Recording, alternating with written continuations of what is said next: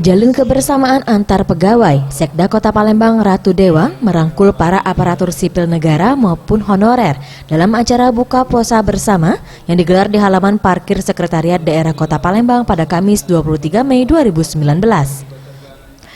Ratu Dewa Sekda Kota Palembang menjelaskan, kegiatan buka puasa ini dalam rangka mengajak para staf duduk bersama dan menghilangkan sekat antara atasan dan bawahan di lingkungan Sekretariat Daerah Pemerintah Kota Palembang. Kegiatan ini juga sebagai wahana untuk memupuk rasa kekeluargaan dan solidaritas agar para staf Sekretariat Daerah Pemerintah Kota Palembang dapat lebih kompak dalam melaksanakan tugas.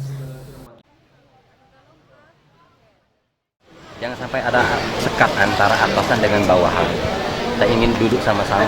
Maka bulan suci Ramadan ini adalah wahana yang tepat untuk memupuk rasa kebersamaan itu, rasa kekeluargaan itu, dan rasa soliditasnya, sehingga kompak satu dalam melaksanakan sebuah.